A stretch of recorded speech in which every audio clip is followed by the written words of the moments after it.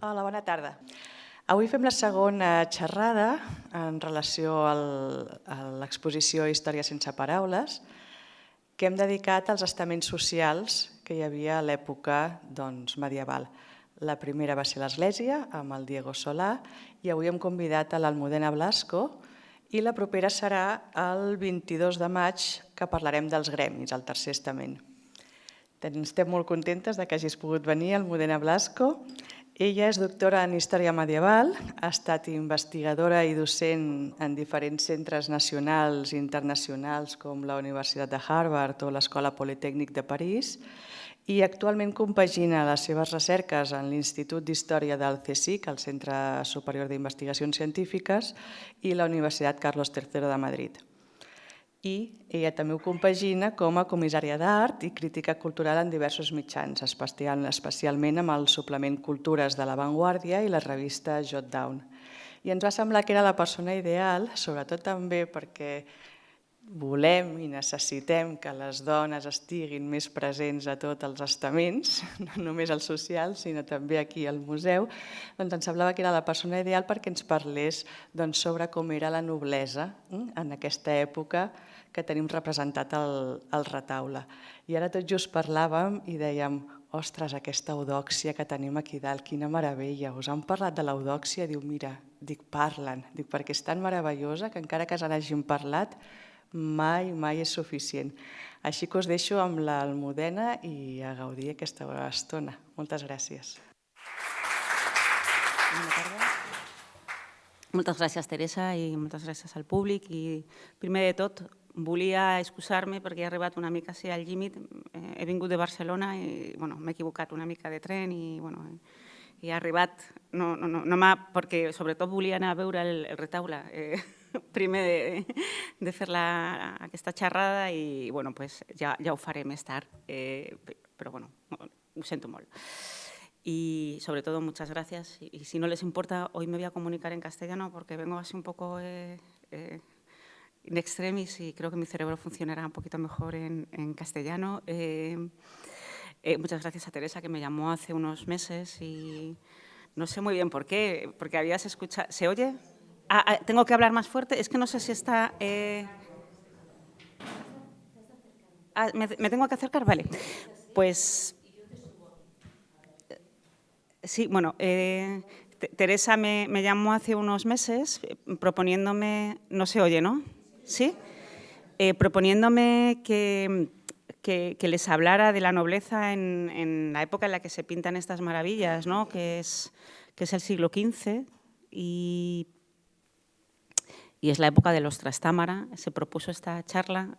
Yo he preparado una cosa quizás un poco más teórica, no tanto vinculada a cómo funcionan o a las representaciones, pero luego he traído muchas imágenes y también podemos, si da tiempo, discutir sobre ellas. Es un periodo muy interesante aquí en Cataluña, en la Corona de Aragón, también en Castilla, y en ese universo que se está gestionando en el mundo europeo, que va dirigido hacia lo que ya se había intentado hacer durante el siglo XII, que era la creación de un Estado dinástico, y es un momento en el que se han producido cambios políticos muy similares en todas las... Me voy a quitar la pulsera, disculpen, porque es que, se están produciendo cambios dinásticos en todas las monarquías europeas, en un momento de crisis gubernamentales, estatales. ¿No me oyen? Jolín, pues a lo mejor si hablo y si hablo así, quizás mejor. Hola. Ahora sí, ¿hoy? O sea, soy yo que no hablo bien. Tengo que sacar impulso. Tengo que sacar el diablillo ese, ¿no? de Santa Eudoxia. Saco al diablo, soy como Santa Eudoxia, que me tienen que exorcizar, que puede ser también. Sí, es que me resulta un poco extraño ahí hablar tan cerca de... pues eso, es un momento en el que, supongo que todos ustedes, si están aquí una tarde de jueves, pues son aficionados a la historia y al arte, y entonces tampoco les voy a contar muchas novedades hoy, ¿no? Pero esa Europa de finales del siglo XIV y principios del siglo XV, que experimenta un problema global, que es esa transición dinástica en la que se pasa pues, de esa, podríamos decir, primer momento medieval al final de la Edad Media, en la que bueno, pues, en Castilla hay un cambio de la vieja dinastía a la dinastía trastámara, en Francia también va a suceder un problema similar, también en Inglaterra y, por supuesto, en la Corona de Aragón y lo que nos afecta a nosotros aquí en Cataluña. Es un fenómeno generalizado y está vinculado sobre todo a muchísimos conflictos bélicos, políticos, pero también a un desarrollo económico que está directamente relacionado a ese proceso de crisis que se va a producir a partir de 1348, que supongo que también en algún momento pues, habrá venido alguien a comentárselo, en el que bueno, pues, no solamente hay una peste tremenda en toda Europa, sino que está la guerra, guerra en Castilla, guerra en Cataluña, guerra en Aragón, guerra entre Francia e Inglaterra y entre otros muchos sitios. Y bueno, mucha hambre y sobre todo es una transformación de las mentalidades que van a pasar hacia una individualidad, que van a pasar hacia una reflexión muy diferente de cómo es el comercio, cómo es la economía y cómo es la propia individualidad, ¿no?, del ser. Ese es el contexto en el que, en nuestro territorio, y aquí en la península ibérica, bueno, pues, un conflicto que más o menos era latente, que había estado fluctuando entre la Corona de Castilla y el Reino Nazarí de Granada, en la última fase de lo que hoy ya no llamamos Reconquista, que son esas guerras de Granada que van a hacer los reyes católicos, pero antes de ellos los reyes de Castilla, que va a generar una frontera muy interesante culturalmente entre esa Corona de Castilla y el Reino Nazarí de Granada, y que va a tener un efecto sorprendente en el momento de que un señor que se llama Fernando de Antequera pues, conquista Antequera y va a generar a posteriori pues, una situación política aquí en la Corona de Aragón que va a dar paso a la introducción de esa nueva dinastía que va a ser la dinastía de los Trastámara. ¿Ahora sí que me oyen? Sí, nada de nada. Pues es que... Y si hablo sin... No, vamos a hacer una prueba, no ponértelo tanto. Vale. Lo siento por ustedes porque... Vale. Sí, ¿ahora mejor? No. Pues es que... Pero, bueno, pues nada, me acerco más. Es que a mí me rebota, por eso que bueno... Bueno, me acerco más y hago así como... Vale. Bueno, pues vamos a estar hablando, por tanto, ahora sí, ¿verdad? Vale. No se han perdido nada con este prolegómeno que he hecho, solo hablaba de que el siglo XIV, la segunda mitad del siglo XIV es una época muy bonita, pero también una época de crisis y sobre todo lo que hoy vamos a hablar pues es qué pasa en esos años entre 1412, 1430 y el principio del siglo XVI, que es en el momento en el que podemos inscribir este cambio dinástico, pero también político, ¿no?, y social, que son estos 100 años, entre 1412 y 1416.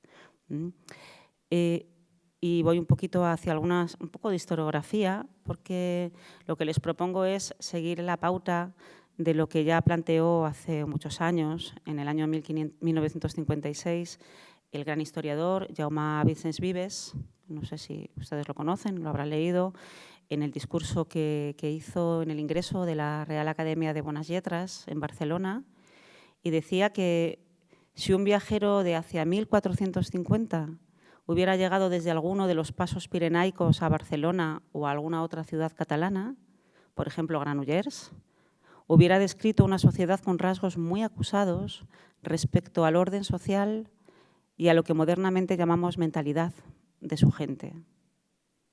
En esta conferencia, ustedes, y Teresa fundamentalmente, me ha pedido que limite, creo, mi mirada sociológica sobre este interesante periodo de la historia de Cataluña, que fue el siglo XV. Un periodo básicamente presidido por la presencia de la dinastía de los Trastámara. Y digo que me voy a limitar un poco al sector nobiliario, en el bien entendido que estamos en un sector muy amplio de la población, que cubre desde los llamados por el señor Santiago Sobrequés y Vidal en este libro magnífico, que es Los Barons de Cataluña, que es un libro muy útil donde los haya y les recomiendo, si pueden, que lo lean. Desde bueno, pues la pequeña nobleza territorial, los sectores del mundo urbano que buscan ennoblecerse a través de estrategias matrimoniales que conectan a sus herederos con alguna pubilla de estirpe nobiliaria, con algunos burgueses que han conseguido alcanzar estatus nobiliarios, siempre a través, en parte, de estos matrimonios, ¿no? Estos matrimonios con estas pubillas. Este tipo de matrimonio, que podríamos llamar y llamamos hipergámico, se va a extender en gran parte de Europa en este periodo, sobre todo la Mediterránea, en el siglo XV, porque va a permitir el movimiento vertical del dinero. Las clases que regentaban este dinero lo transmitían en forma de lo que se ha denominado el precio de la novia y se distribuía a las clases superiores, generalmente una pequeña nobleza rural que perdía enteros por la presión de dos mecanismos económicos muy propios de la época. El primero de estos mecanismos es una alta fiscalidad de la Casa Real para sufragar los inmensos gastos de la construcción de un Estado sólido que permitiera hacer frente a las coronas circundantes, es decir, la corona de Castilla, en poder de una parte de la propia dinastía de los Trastámara o, por ejemplo, la dinastía de los Valois en Francia, y, por otro lado, un auge de las clases urbanas, especialmente las de la alta burguesía vinculada al comercio y a la navegación. En todo caso, la sensación que tendría este viajero al que Vicens Vives nos invitaba a seguir su recorrido por la geografía desde el Pertús al Llobregat, nos daría buena prueba de dos circunstancias que le alarmarían al viajero y al mismo tiempo le harían pensar la situación límite en la que se estaba viviendo a principios del siglo XV. La primera es que hacia 1450 los viejos indicios de una crisis financiera producida en los años 80 del siglo anterior, en el siglo XIV, y es lo que creo que no se me ha oído, se habían disipado, es la famosa crisis del XIV, no solamente aquí en Cataluña, sino en gran parte del mundo europeo, se habían disipado por el esfuerzo de una parte importante de la alta burguesía de estas ciudades, especialmente la barcelonesa, que formaban en la práctica un patriciado urbano. Eso es una gran novedad. Y este patriciado urbano lo que pretendía era consolidar el equilibrio económico a través de unas finanzas bien ajustadas. Y bien ajustadas ¿por qué? Pues por la tabla de cambio, una constitución de crédito controlada desde el poder, desde el Estado, y en este caso desde el Consell de Cent de Barcelona, que permitía gestionar los censales, es decir, las rentas agrícolas y los beneficios comerciales en fondos estables que generaban muy buenos dividendos para una mejora general de la vida. Os he traído una imagen, que es una de las joyas que tenemos en Barcelona, ¿no? Que son esos edificios que se conservan todavía dentro de los edificios institucionales. Y esa es la primera, ¿no? esa gestión de las finanzas. La segunda es la conflictividad que va a haber en el campo, en lo que conocemos como la Cataluña Bella, respecto a la existencia de campesinos de remensa, que parecía también haberse sofocado. Esa impresión, la que tendría el citado viajero, si hubiera acudido a la casa de la ciudad de Barcelona, ya construida con su fachada gótica de estilo tardío, con un poderoso arco campanel y una capilla adosada, hoy inexistente tras los arreglos que se produjeron en 1929, con motivo de la Exposición Universal. ¿Qué hubiera imaginado? Hoy no podemos nosotros imaginarlo, pero probablemente este viajero de la mitad del siglo XV hubiera tenido la ocasión de ver acabado el retablo que los prohombres de la ciudad, los 5 consellers, que el año 1443 habían encargado al pintor valenciano Lluís Dalmau, alumno aventajado del gran Jean van Eyck. Tenemos esta maravilla de retablo que nos refleja muy bien cuáles eran las intenciones de los consellers y de esta clase social, nobiliaria y burguesa de la ciudad de Barcelona. No sé, supongo que todos lo han visto, está no sé si todos lo conocen, está en el Museo Nacional de Arte de Cataluña y bueno, pues es una de las piezas, desde mi punto de vista, más emblemáticas por muchos motivos. No solamente porque la lectura de la imagen, y luego si hablamos un poquito de esa nobleza que quiere representarse, ¿no? Quiere hacerse visible en esa nueva revolución social que se ha producido desde los años 30 del siglo XV, que es no solamente la aparición de una nueva manera de hacer la pintura, y esto supongo que ya lo han visto en algún momento aquí en el museo, ¿no? La aparición de la pintura al óleo, la pintura con aceite, que inventan, bueno, ya estaba inventada, pero que la ponen en evidencia los hermanos Van Eyck, ¿no? Que son los impulsores de este tipo de pintura, y sobre todo la gran revolución es la idea del retrato. El retrato ya no aparece en retablos cerrados, en retablos vinculados a una capilla y sobre todo vinculados a una reflexión espiritual, sino que aparecen como algo privado. Es decir, lo que acabamos de entender aquí, aunque esto sea un cuadro o un retrato plural o colectivo, lo que nos está hablando es de la privacidad y de lo que quieren los consellers que sepamos saber, lo que quieren que sepamos, ¿no? El gran inventor, ya lo sabemos, es el Jean van Eyck, que en 1434... ¿Me oyen bien ahora? Sí. En 1434 va a hacer ese cuadro maravilloso, que es el retrato de los Arnolfini, que por primera vez nos muestra a unos banqueros, muy parecido a lo que estaba sucediendo en Barcelona, a unos banqueros que están de pie, el señor Arnolfini y su esposa. Él es un banquero de la banca de Siena, que está en Brujas y que quiere mostrarse dentro de su espacio privado. Es una barbaridad el cuadro, es decir, dentro de su cámara nupcial, porque quiere, que probablemente no lo vaya a ver nadie, pero él quiere saber y quiere pagar para decir, yo me retrato. Eso es una revolución. Esto es lo que va a imitar Lluís Dalmau, lo que van a querer imitar también esta burguesía y esta nobleza catalana, y este es uno quizás de los mejores ejemplos que tenemos, ¿no? De hecho, esta imagen que hace Lluís Dalmau responde, y es una imagen idílica, los consellers en torno a la Virgen María en un trono gótico con un paisaje al fondo idealizado. ¿Y a qué responde? Pues responde con claridad al modelo borgoñón que había hecho el propio Jean van Eyck, ¿no? Del canónigo Van der Pijl, que es muy similar. Es decir, cómo adorar y cómo mostrarse desde una situación, por supuesto, de poder delante de los demás, ¿no? Es una respuesta a esta propuesta que hace Van Eyck, pero también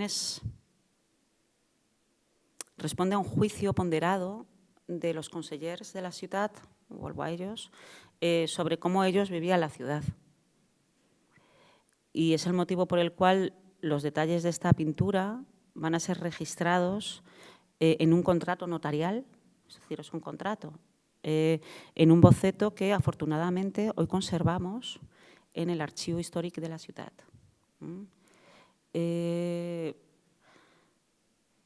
¿Por qué es tan importante que además quede el registro del precio del cuadro que se encomienda a Lluís Dalmau? Sabemos, y luego lo vamos a ver, si el tiempo lo permite, creo que sí, vamos a ver como en un viaje que ya sabemos que Jean Van Eyck hizo a Barcelona en 1426, 1427, los consellers le pidieron que les hiciera un retrato y creemos que pidió mucho dinero. Y sabemos que Lluís Dalmau, entre otros grandes pintores de la ciudad de Barcelona y de Cataluña, fueron a Borgoña a aprender con los grandes maestros cómo se hacía la nueva manera de pintar. Por eso tenemos este contrato y por eso es tan referencial, ¿no? la pintura de los consellers, ¿no? Que ahora mismo en el Museo de Barcelona está un poco de espaldas, pero bueno, esperemos que pronto lo podamos ver de frente. Ahora bien, esta impresión del viajero a unas ciudades en crecimiento económico y en estabilidad social entraría en colisión con lo que le pudieran ir informando los diversos grupos sociales con los que se topara.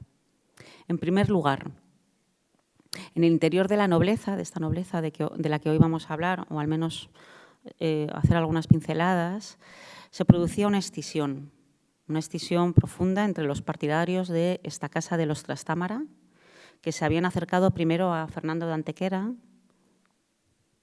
Aquí lo tenemos, en el momento en el que se le corona, ya sabemos todo ese proceso, ¿no? Complejo que a la muerte del rey Martí se va a producir en Aragón y cómo pues Fernando de Antequera termina siendo nombrado rey de Aragón después del compromiso de Caspe en 1412, esa nueva dinastía de los Trastámara que viene de Castilla, que se habían acercado primero a este Fernando de Antequera y luego a sus dos hijos. Yo personalmente tengo una cierta afinidad con uno de ellos. El primero es con el que he trabajado más y con el que pues he podido investigar algunas de sus actividades, que es Alfonso el Magnánimo, Alfonso IV o Alfonso V, dependiendo de cómo lo miremos. Pues un gran mecenas, un hombre que gobernó de una manera muy particular y sobre todo que generó, y luego lo vamos a ver, ¿no? Algunas situaciones, algunas cuestiones políticas que tiene mucho que ver con cómo evoluciona después, tanto la corona de Aragón como la corona de Castilla, en sus decisiones políticas. Les traigo algunas de sus imágenes porque sí que, como fue un gran mecenas y un benefactor del mundo de las artes, pues nos han llegado estos retratos, y como estamos también en un museo, me parece que también es interesante ver cómo Alfonso el Magnánimo quiere hacerse producir o reproducir. Son dos imágenes, una por Mino de Fiesole y la otra por el gran Pisanello. Fíjense que estamos en pleno resurgir del humanismo, estamos hablando de los años 30, los años 20, los años 30, los años 40, y en el que se recupera el retrato a la romana, las medallas romanas, los retratos de perfil, justo lo contrario de lo que se está haciendo en Borgoña, que los retratos en Borgoña ya se están haciendo de frente. Esa es la gran diferencia que hay entre el Renacimiento borgoñón, en el que Jean Van Eyck en este momento está haciendo los retratos de perfil, pero los italianos, la tradición italiana todavía sigue esa costumbre romana de hacer los retratos de perfil, ¿no? Pensemos en Botticelli, o pensemos en Piero della Francesca, o pensemos en cualquiera de todos estos pintores de la segunda mitad del siglo XV, y Alfonso el Magnánimo, que tiene una gran presencia, y ahora lo vamos a ver, pues en el mundo italiano. No olvidemos que parte de su vida la pasó en Nápoles, ¿no? Y en Sicilia pues se hace retratar por dos de los grandes escultores de la época que los retratan de perfil. Por tanto, Alfonso el Magnánimo y su hermano Joan II, del que también hablaremos en algún momento. Fíjense, con el primero, con Alfonso, este señor de aquí, en la mayoría de los casos tenemos gran referencia de su actividad a través de su esposa, la reina María, María de Castilla, en calidad de lugarteniente de Cataluña, por cuanto Alfonso nuestro Alfonso llamado el Magnánimo, se había desplazado a 2 ciudades de su corona. Primero lo va a hacer a Valencia y, de hecho, prácticamente un 70% de la documentación que tenemos o que mantenemos de Alfonso está emitida desde la ciudad de Valencia y desde la ciudad de Valencia, donde va a crear la corte y capilla, y después se va a trasladar a Nápoles.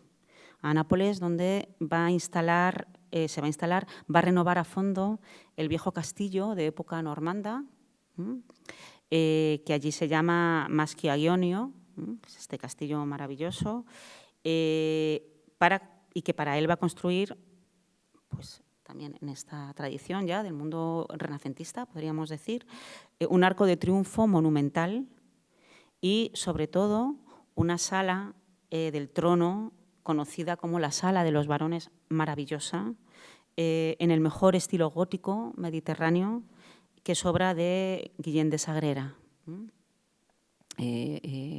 mallorquín.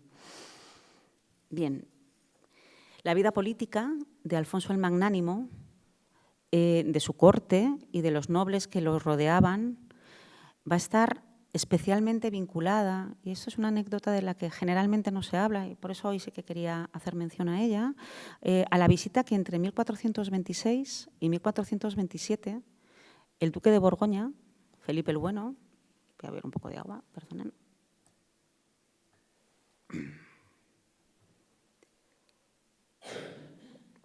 hizo a sus tierras con la intención de emparentarse con su hermana. Tenemos aquí, bueno, se me han desubicado las pero bueno, no pasa nada. Tenemos muchísima documentación de este viaje que hizo la corte de Felipe el Bueno a las tierras de Alfonso, porque lo que quería era casar, estaba buscando esposa.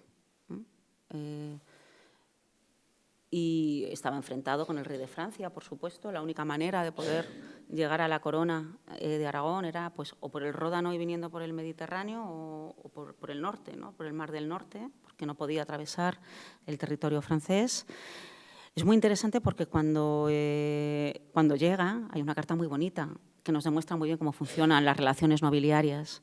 Felipe le dice, quiero casarme con tu hermana, y le dice, no te puedes casar con ella porque acabo de enviarle una carta al duque de Foix diciéndole que se va a casar con el rey de Portugal, con Duarte de Portugal.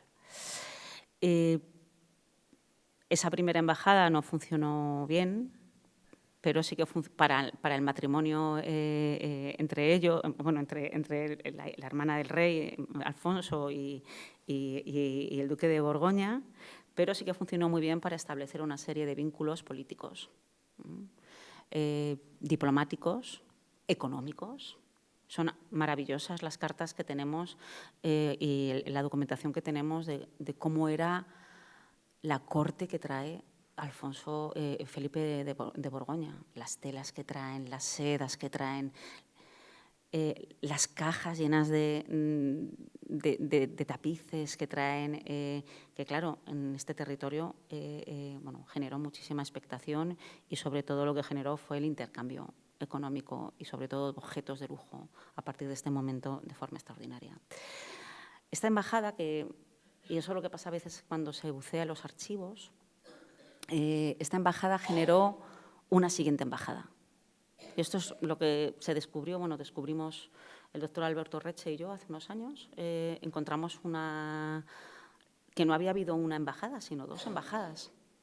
En esa segunda embajada, el duque de Borgoña ya regresa para pactar su matrimonio, ya no con la hermana de Alfonso el Magnánimo, sino con la hermana de Duarte de Portugal. De Duarte de Portugal, del rey de Portugal. Se va a establecer un vínculo matrimonial con… Perdón, es que me relajo y me voy hacia atrás. Y bien, lo interesante de todo esto es que sabemos que en esa embajada, y eso era una cosa que se sabía, pero no se tenía la certeza, viajó Jean Van Eyck. Jean Van Eyck, que bueno, venía en calidad de diplomático, de espía, de pintor también. Lo mismo que Velázquez, quiero decir. Velázquez también era, no sé si era espía, pero era diplomático, ¿no? Y de hecho va a gestionar una gran serie de cosas, ¿no? Sobre todo con el matrimonio de Luis XIV y de la hija de Felipe IV, ¿no? de la infanta Teresa, ¿no? Era gente que sabía mucho, que sabía lenguas, que tenía muy buena gestión política. Y Chanfanet va a venir. Sabemos que, por ejemplo, se compró una casa en Zaragoza. Esto es casi novedad. Que va a hacer el Camino de Santiago y que, bueno, que va a estar muy bien instalado aquí, que va a entrar en contacto con todos estos pintores, ¿no? que vienen de esta tradición del gótico internacional y que van a empezar a pintar, como se está pintando en Borgoña. Es muy importante, porque luego va a ser una influencia que va a pasar pues, a esa casa de los Habsburgo, de los borgoñones, de Borgoña y, por supuesto, también pues, de esos dos chicos, ¿no? De Juan y de Juana, que se van a casar respectivamente con los hijos de María de Borgoña y de Maximiliano de Austria. Todo está emparentado, lógicamente, pero eso, en ese viaje primero no encuentra a la esposa que deseaba, pero sí que van a poder firmar una serie de acuerdos diplomáticos y políticos. Van a desembocar en esta embajada realizada en 1427, que va a terminar con el contrato matrimonial entre Felipe el Bueno, el duque de Borgoña, y la hermana de Duarte de Portugal, Isabel. Y aquí lo tenemos, este es Felipe de Borgoña, un poquito después de su matrimonio, y esto es lo que da también la facilidad de hacer lecturas de las imágenes, porque es posterior es un retrato posterior a este viaje, porque ya lleva en el cuello un elemento que el toisón de oro. Es decir, el toisón de oro que es la orden que va a fundar para celebrar pues, este matrimonio realizado con Isabel de Portugal. Con esta tenemos muchísimos retratos, bueno, muchísimos no, pero suficientes como para entender cómo estos reyes se quieren, o estos altos nobles, ¿no? En este caso el duque de Borgoña quiere hacerse ver, en el caso de su esposa Isabel de Portugal, que está directamente protegida por una de las santas más importantes de la época, que es Santa Isabel de Hungría, también reina de Portugal. Por tanto, este matrimonio se va a celebrar con grandes fastos en Gante en el año 1431. Hoy no hay lugar para ello porque no tenemos tiempo, pero se hicieron una serie de fiestas, ¿no? De representaciones, de entradas con castillos, con fuentes que sacaban agua, vino, chocolate, bueno, chocolate no, pero agua y vino, ¿no? Y bueno, con una serie de representaciones de carácter mitológico, etcétera, etcétera. Es muy bonito, está muy bien estudiado, esto lo ha estudiado muy bien el profesor Francesc Masip, que es especialista en este tipo de entradas reales, ¿no? Y de fiestas reales al final de la Edad Media y en el Renacimiento, pero lo importante de todo esto es que este matrimonio, este viaje que va a hacer Felipe el Bueno, es que va a dar lugar a la creación de esta orden militar que usted ha mencionado, que es la Orden del Toisón de Oro o del Vellocino de Oro, y que es muy interesante porque en principio la orden se hace para celebrar, es una orden militar, que estaban tan de moda en este momento, aunque ya no tenían nada que ver con las órdenes militares del siglo XII y del siglo XIII, por supuesto, no tiene ningún sentido intentar compararlas, pero sí que tienen todavía un recuerdo casi simbólico, ¿no? De hecho, esta orden del Toisón de Oro solo permitía que accedieran a ella pues, los grandes nobles, ¿no? de Europa y fíjense, ¿no? Lleva un nombre muy, muy particular, que es la Orden del Toisón de Oro, ¿no? Que bueno, pues nos hace pensar en Medea, pero nos hace también pensar en pues una cuestión de casi de pastoral, ¿no? Y hay muchísimos debates, ¿no? al respecto del origen de la orden, y es una orden que en principio, fíjense, se hace sobre todo con la idea de proteger a Constantinopla, a Bizancio, de la presión otomana que se estaba produciendo en el Mediterráneo en ese momento, pero en realidad lo que era un pretexto para hacer una alianza política contra Francia. Es decir, Castilla, bueno, la Corona de Aragón, Portugal y el Ducado de Borgoña, que hoy en día, bueno, a lo mejor no lo tenemos muy visible, pero es un territorio con muchísimo poder en lo que hoy en día pues, es toda la zona de Lille, Bélgica, etcétera, etcétera, ¿no? Y que presionaba profundamente, ¿no? al Reino de Francia. Y bueno, esta Orden del Toisón de Oro, de la que Alfonso el Magnánimo también va a formar parte a posteriori, ya en los años 40, va a generar eso que a partir de este año, de 1427, y después cuando se funde, ¿no? en el año 1434, se establezcan unas relaciones políticas y diplomáticas de la Corona de Aragón y del Ducado de Borgoña, y aquí es a lo que quizás me interesa, no se va a ver, no se ve muy bien, bueno, les he traído un documento de los que encontré en el archivo hace unos cuantos años. No lo voy a leer, no lo vamos a leer, pero sí que es cierto que ahí va a aparecer de nuevo una nueva clase en la nobleza, muy interesante, que es la nobleza diplomática. Una nobleza diplomática que es la que Alfonso va a utilizar y es la gente más cercana, ¿no? Son sus nobles más cercanos, los va a enviar como embajadores a la corte borgoñona. Eso significó, y se puede ver perfectamente, por ejemplo, en las representaciones que hay, pues es que se me han desconfigurado un poco las imágenes, pero bueno, en las representaciones que hay en Martorell o en Huguet, o sin ir más lejos, pues en el retablo que tenemos aquí en el Museo de Granollers, maravilloso, en el que podemos observar cómo esta serie de intercambios económicos y culturales va a llegar también a cómo los hombres y las mujeres de la segunda mitad del siglo XV empiezan a cambiar también su forma de vestir.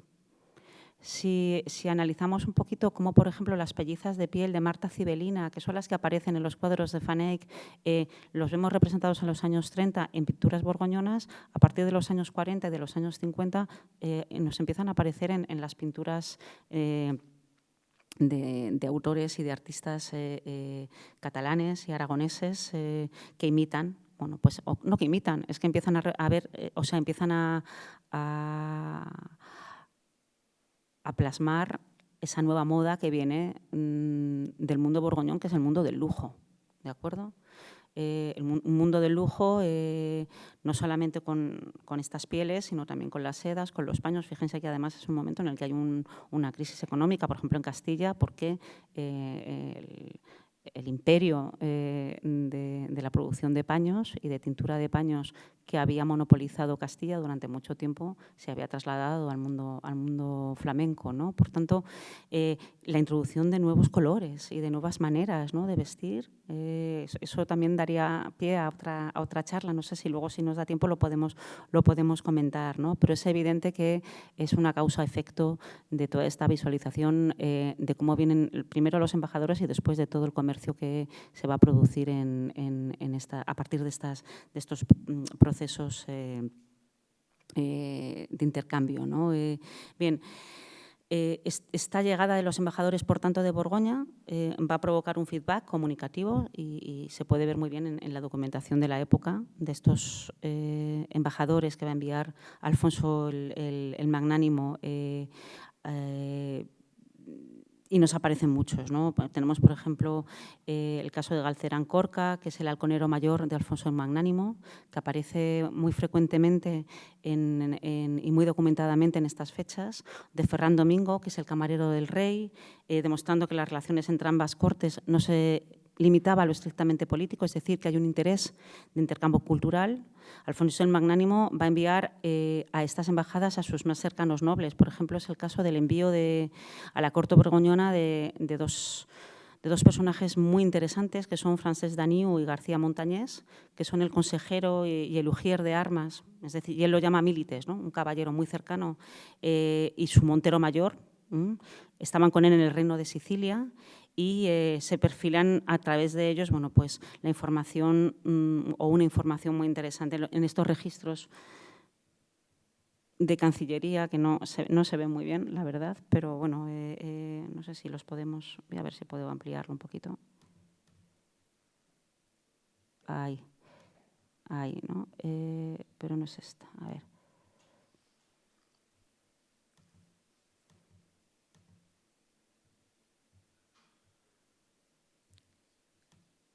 ¿no? Tenemos esta documentación escrita en catalán. Es muy interesante cómo se comunica, no sé si se ve un poquito, Alfonso el Magnánimo, rey de Aragón, escribe dando instrucciones a Francesc d'Aniu y García Montañés con las cosas que han de hacer y comunicar a Felipe el Bueno con motivo de la entrada del rey de Aragón en su orden del Toisón de Oro. Es muy interesante cómo trabajan también los escribanos de la corte del rey, porque a sus señores más próximos les escribe en catalán, al duque de Borgoña le escribe en latín, y a Margarita, perdón, a Isabel de Borgoña, a la mujer de Alfonso el Magnánimo, la escribe en castellano. Es decir, y son registros con muchísima información en la que se delimita muy bien qué se tiene que decir, qué no se tiene que decir, cómo se tiene que decir y qué se tiene que hacer. Y sobre todo en un momento también de crisis política con el Reino de Francia y dándoles instrucciones por dónde tienen que pasar. Lógicamente, sabemos que, por ejemplo, la embajada esta de 1426 y de 1427 se van por Ibiza. Y se van por Ibiza para luego entrar por la desembocadura del Ródano, y además, cuando pasan por Ibiza, les da permiso, pide permiso a las salinas de Ibiza para que los barcos de la corte de Felipe de Borgoña pueda cargar de sal. Esto era una regalía, por tanto, tenía también él que pedir permiso, ¿no? Pueden cargar de sal los barcos y llevarla a la zona de Borgoña. Sabemos también, y eso bueno, es una cosa, no sé si recuerdan la pintura del matrimonio Arnolfini, ¿no? Que sobre la ventana aparecen pues unas frutas que creemos que son naranjas. Y también en la adoración del Cordero Místico, el de Gante, también aparecen una serie de naranjos, ¿no? Y bueno, pues algunos autores piensan que Jean Fenech se inspira en las naranjas que vio en el Reino de Valencia, ¿no? o en Cataluña, en la Corona de Aragón, y se le inspiran para hacer este tipo de pinturas. No lo sabemos, pero sí que es cierto que, bueno, que hay un intercambio también de productos alimenticios, ¿no? Importantes. Bien, estos señores tan cercanos al rey, es decir, estos nobles tan cercanos al rey, lo que van a hacer es, cuando me vaya pasando de tiempo me lo decís. Voy fatal, ¿no? Vale, pues no he empezado casi, pero bueno. Vale, es que es muy interesante porque siempre se habla de una nobleza como muy concreta, pero muchas veces se nos olvida los meandros que hay dentro de la política, ¿no? Bueno, nada, voy continuando. Tenemos, por ejemplo, después de la muerte de Alfonso, su hermano, Juan II, va a escribir también, porque él también se va a hacer miembro de la Orden del Toisón de Oro, pero ya no quiere seguir un poco la línea de los nobles que estaban cerca de su hermano, sino que ya sabemos que él va por otro lado y le interesa otro tipo de nobleza. Y además, en ese momento, Juan II estaba metido también en un problema territorial en la península importante, ¿no? Bien, no voy a entrar demasiado en ello, pero sí que es cierto que estos documentos nos indica cómo, en este caso, Alfonso el Magnánimo tenía un afecto innegable y tenía mucho cuidado con estos hombres de armas y con esta nobleza que gestionaba una ambición profunda de ingresar. A él le interesa mucho, a Alfonso el Magnánimo. Quiere ingresar en uno de los clústeres políticos más importantes del siglo XV, que es el Toisón de Oro. ¿A quién envía para que se lo gestionen? A sus dos nobles más cercanos, más queridos y, sobre todo, con los que más confianza tiene, ¿no? Hay una carta, esta carta que le escribe a Isabel de Portugal en castellano, le dice sobre todo cómo tiene que cuidarlos, cómo tiene que tener cuidado para que no tenga ningún problema en su regreso a Cataluña. Va, por ejemplo, también a aconsejar para que fueran miembros de esta prestigiosa orden algunos de sus nobles más apreciados, como son el caso de Pedro de Cardona, del que tenemos la carta que el rey escribe directamente a Juan de Cleves, ¿no? Que es otro diplomático que es muy próximo al duque de Borgoña, para que sea posible este nombramiento. E incluso, bueno, pues ya al final de su vida, en el año 1451, Alfonso el Magnánimo escribe dando instrucciones a algunos de sus más cercanos, a Andreu Ferrer, respecto a ciertos temas sobre los que tienen que ocuparse con motivo de la reunión, ¿no? del Toisón de Oro. Bueno, no entramos más en detalle de esto, pero sí que es una documentación que da bueno, pues, da lugar a muchísimas interpretaciones, ¿no? En todos estos ejemplos sí podemos cerciorarnos, ¿no?, de que el sector nobiliario se va consolidando en la cercanía de la Casa Real. Es ya una nobleza educada, una nobleza que lee, con unos gustos. Es el momento, además el siglo XV es un momento, como lo veíamos antes, de gran fascinación por el lujo, por el consumo de objetos lujosos, de ropas lujosas, de tapices,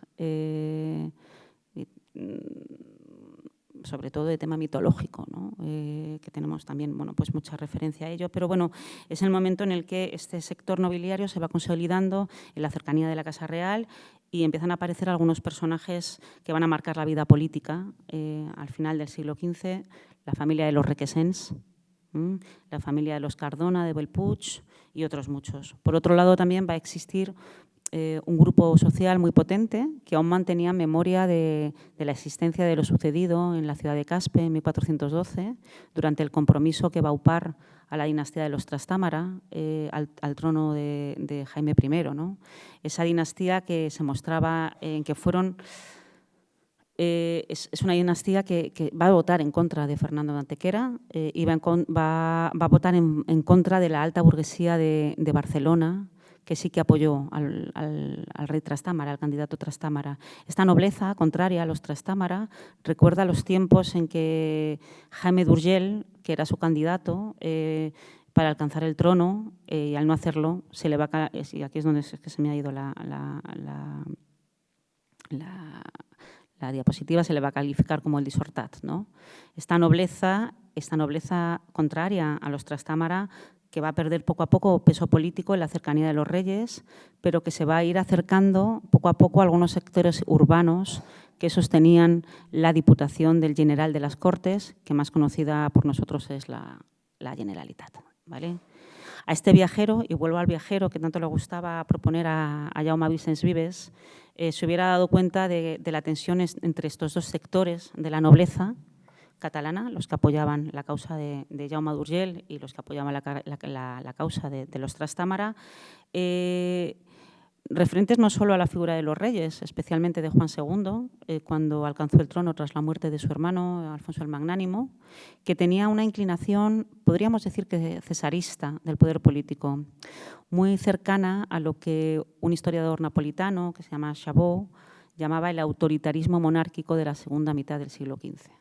Él reclamaba a esta nobleza los viejos derechos feudales que marcaban la disposición de las Cortes, que se reunían en brazos a petición de la rey y bajo la tutela de la Diputación del General, de esta Generalitat, que era la permanente de las Cortes entre las dos convocatorias. Iba a haber un conflicto político importante. Por tanto, este viajero de los años 50 del siglo XV percibiría que había dos modos de organización de la sociedad nobiliaria.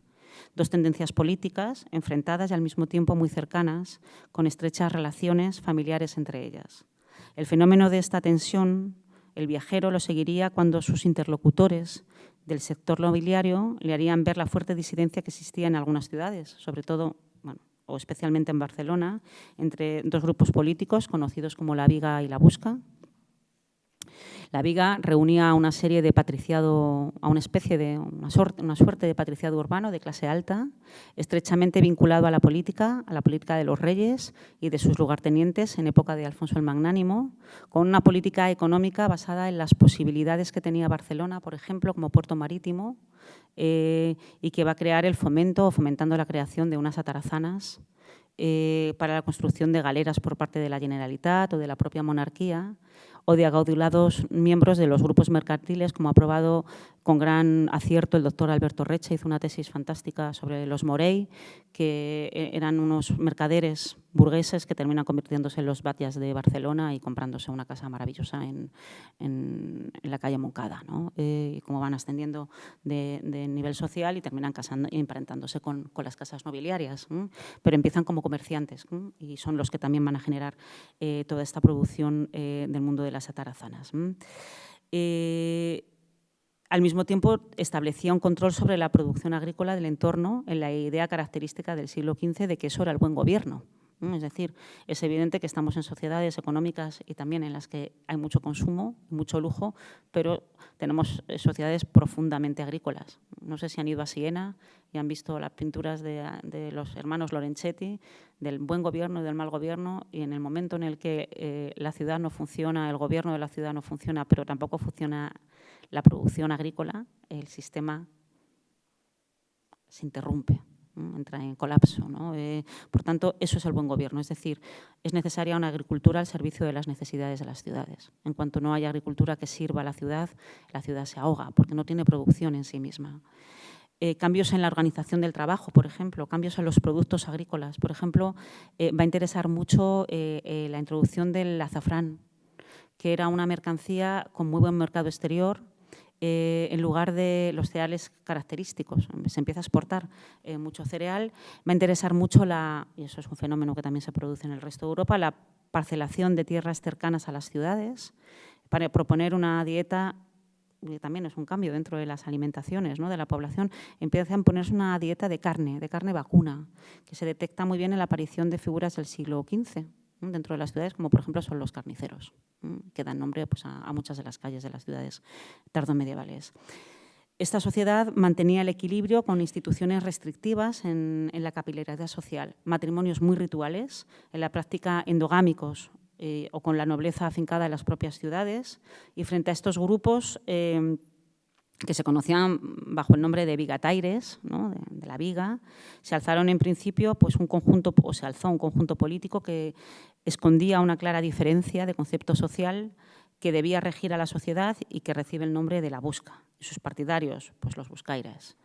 En su mayor parte formada la busca pues, por mercaderes, por clases medias, por menestrales, muy abundantes en las ciudades, en los trabajos artesanales clásicos, creando un trabajo muy activo, marcado por la actividad de la menestralía, que era algo muy peculiar del mundo catalán hacia 1400.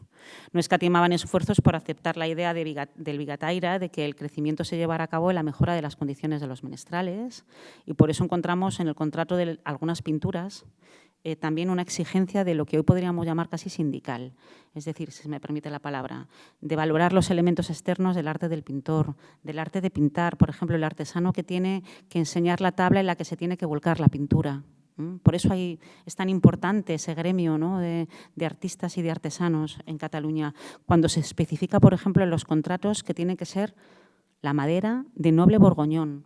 Y cuando se insiste en eso es porque los pintores de categoría como... Vamos a volver a poner pues, alguno de ellos, ¿no? Como a Jaume Huguet. Ay, me he ido, acabo de hacer un spoiler. Como Jaume Huguet no es por capricho, es que saben que sus esfuerzos por mantener el fondo de oro para poder litigar con el proyecto Borgoñón con fondos de ciudades lejanas, esta perspectiva que han inventado los pintores de Borgoña, queda mucho mejor si el soporte de pintura es en una madera de calidad. El viajero que plantea Vicens Vives finalmente descubriría que esa tensión ambiental era muy positiva porque dinamizaba el orden económico y el desarrollo social en todos los planos. Los menestrales trabajaban más y mejor, obtenían buenos ingresos de sus trabajos, trasladaban esos ingresos a otros menestrales que al mismo tiempo trabajaban más y mejor, es decir, plateros, joyeros, trabajadores de la tela, pelaires, etcétera, etcétera, que van a crear grupos y barrios enteros en las ciudades dedicadas a los oficios, y de ahí se consolida como una de las instituciones más debatidas para los estudiosos de la época, como fueron los gremios.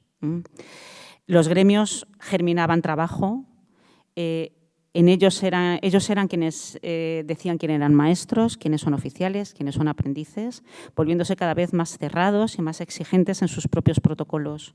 Pero al mismo tiempo también son gremios con gran solvencia económica que pedían a los pintores, por ejemplo a Jaume Huguet, que comenzó a destacar como el gran pintor catalán del momento, un retablo vinculado a su santoral. A mí siempre me ha interesado el que hizo para los revendedores, porque Huguet va a representar el retrato de su esposa, Joana Baruta, que era la hija de un maestro herrero que le llevó a instalarse en la calle del Regomir. Supongo que conocemos todos en Barcelona. Regomir, que era donde se hacían los barcos, además, en la época medieval. Sin embargo, y ya voy terminando, la tensión se vivía en los 3 grados que podía desembocar una tragedia, o que podían desembocar en una tragedia. Por un lado, un conflicto, o el conflicto que una buena parte de la nobleza tenía con los campesinos de Remensa, que exigían la liberación de lo que pronto se denominó como malos usos, que también es algo característico también del resto de Europa, en una larga guerra hasta la creación de un gran sindicato que se conoce como el Gran Sindicato Remensa. Segundo, un conflicto político entre los partidarios del rey y los partidarios de la Generalitat, que va a terminar por enfrentar a estas dos instituciones, a la monarquía y a la Generalitat. Tercero y último, o no último, pero último para mí, el conflicto entre la Viga y la Busca, que va a terminar con la victoria electoral de la Busca y la supresión del proyecto político económico de la Viga.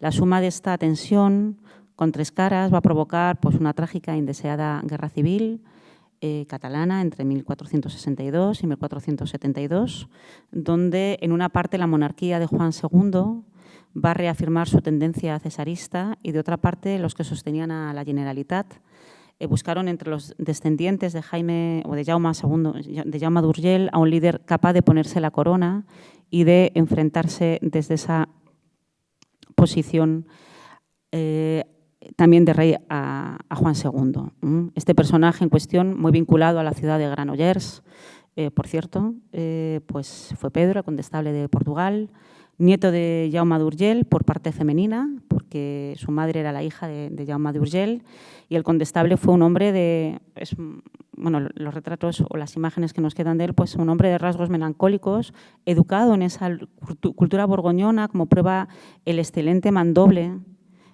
ceremonial que con el nombre de espada del condestable se conserva en el tesoro de la Catedral de Barcelona. Una espada que no había tantas, pero que podemos, por ejemplo, ver, fíjense, les traigo una broma, no es para que hagamos un paralelo. Este es el retablo de los votos de Santa María, de Juan de Inglés, que retrata al Marqués de Santillana. No sé si han ido últimamente al Museo del Prado, pero es una maravilla, una de las últimas adquisiciones. Y si nos fijamos en el extremo, aquí, aparece el escudero, ¿no?, del Marqués de Santillana con una espada muy parecida a la que poseía el condestable de Barcelona, porque precisamente este retrato, para que veamos que se está produciendo un fenómeno global dentro de la península ibérica, ¿no?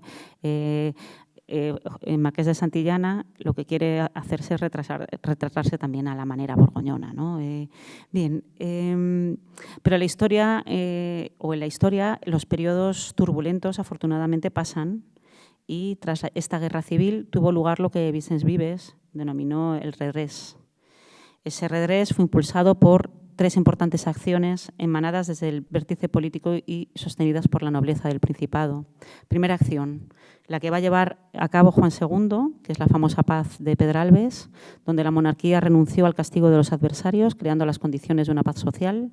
Y segunda acción, impulsada por su hijo Fernando, conocido como el Católico, Ferran el Catòlic, orientada primero a un arreglo definitivo del conflicto de los remensas, segundo, a una búsqueda de un equilibrio entre vigataires y buscaires en los sectores urbanos, y tercero, a la consolidación de la nobleza catalana, sobre todo la que decidió vivir en las ciudades, con la reconstrucción urbanística, cuyo paradigma pues, lo encontramos en Barcelona, en la construcción o en la reconstrucción de la calle Moncada, que era la calle Palaciega que llevaba desde la Ribera hasta el núcleo político de la ciudad, pasando por el monasterio de Santa Catalina, hoy desaparecida en el desarrollo urbanístico del siglo XIX, y la apertura de la Vía Layetana y otros muchos conventos y otros muchos monasterios, por supuesto. Y una tercera acción, que es la utilización de la nobleza catalana en sus diferentes sectores, desde la alta nobleza de los varones hasta la mediana y la pequeña nobleza, en cuestiones relativas al trabajo que la corona iba a proponer en los años 80 y 90 como renovación de la vida económica.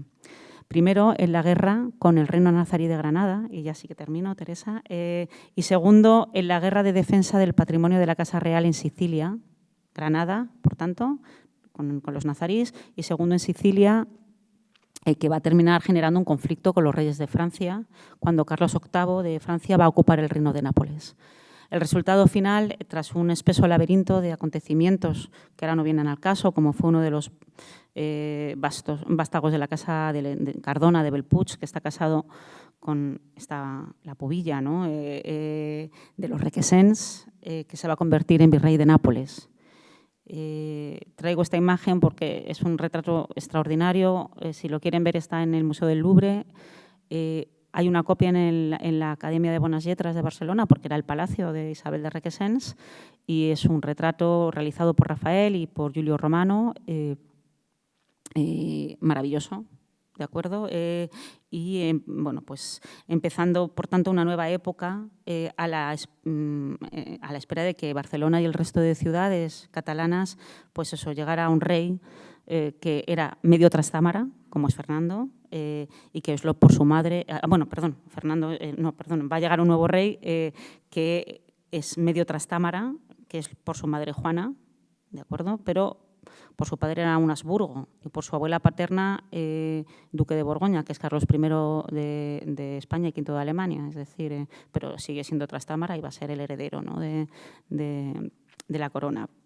Bien, de este final de la dinastía trastámara y de su efecto en la nobleza catalana, y con esto voy terminando, me quedan 3 líneas, me gustaría destacar la vida y comentar la vida de 2 mujeres nobles del final del periodo. Uno es esta señora, que es Isabel de Requesens, la otra es su prima hermana.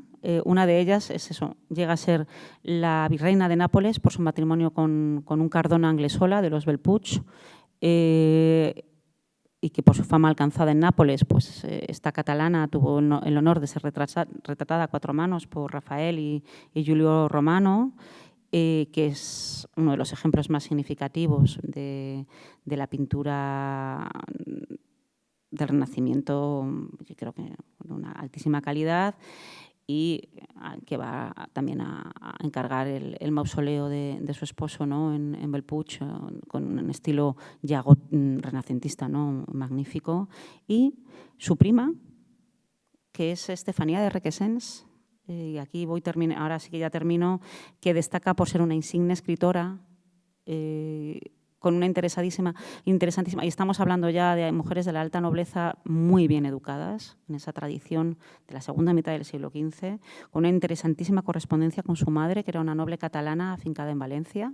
Su madre es la condesa de Palamós, y una correspondencia que en sus primeras cartas está redactada en un catalán humanístico en la línea de Bernatneja, pero que a partir de más o menos la mitad empieza a escribirlas en castellano, probando en su caso que no es un caso aislado la decisión del insigne poeta barcelonés Joan Boscà, de familia noble, de pasar en sus poesías del catalán de Ausiàs Marc al castellano de su amigo Garcilaso de la Vega, y lo que nos indica es un amplio conocimiento humanístico extraordinario. Algo estaba cambiando, por supuesto, también en algunas formas educativas en estos principios del siglo XVI, pero creo que esto se queda para otra charla. Muchas gracias.